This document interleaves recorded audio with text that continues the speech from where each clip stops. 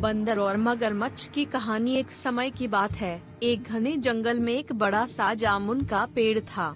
उस पेड़ पर एक चतुर और समझदार बंदर रहता था। वह पेड़ मीठे और रसीले जामुनों से भरा रहता था, जिनका बंदर रोज आनंद लेता था। जामुन का पेड़ नदी के किनारे था और उसी नदी में एक मगरमच्छ रहता था। एक दिन मगरमच्छ ने पेड़ के नीचे आराम करते हुए बंदर को जामुन खाते देखा। मगरमच्छ को जामुन बहुत पसंद आए और उसने बंदर से जामुन मांगे।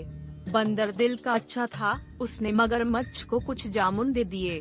मगरमच्छ को जामुन इतने स्वादिष्ट लगे कि वह रोज बंदर के पास आने लगा और बंदर उसे जामुन खिलाने लगा। धीरे धीरे दोनों अच्छे दोस्त बन गए। मगरमच्छ हर दिन कुछ जामुन अपनी पत्नी के लिए भी ले जाता था। कुछ दिनों बाद मगरमच्छ की पत्नी ने सोचा, अगर ये जामुन इतने स्वादिष्ट हैं, तो उस बंदर का दिल कितना स्वादिष्ट होगा जो रोज ये जामुन खाता है। उसने अपने पति से कहा कि वह बंदर का दिल खाने की इच्छा रखती है। मगरमच्छ को यह सुनकर बहुत बुरा लगा, लेकिन वह अपनी पत्नी के कहने पर बंदर को धोखा देने की योजना बनाने लगा।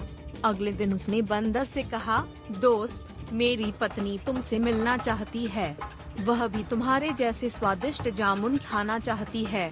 बंदर पहले तो हिचकिचाया, लेकिन जब मगरमच्छ ने कहा कि वह उसे अपनी पीठ पर बैठाकर नदी पार करा देगा, तो बंदर मान गया और मगरमच्छ की पीठ पर बैठ गया।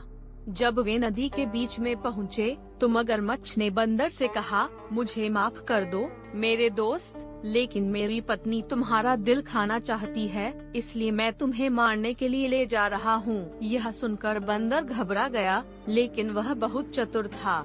उसने तुरंत एक योजना बनाई और कहा, अरे तुम्हें पहले क्यों नहीं बताया?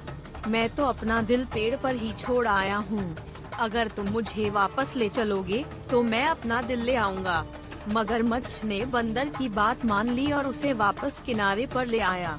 जैसे ही वे किनारे पर पहुँचे, बंदर तुरंत पेड़ पर चढ़ गया और सुरक्षित हो गया। उसने मगरमच्छ से हंसते हुए कहा, तुम मूर्ख हो, भला कोई अपना दिल शरीर से बाहर कैसे निकाल सकता है? अब तुम वापस जाओ और अपनी पत्नी से कहो कि वह तुम्हारे जैसे मूर्ख के लिए दिल की बात ना करे। मगरमच्छ को अपनी मूर्खता का एहसास हुआ और वह शर्मिंदा होकर वापस नदी में चला गया। उसने कभी बंदर को नुकसान पहुंचाने की कोशिश नहीं की।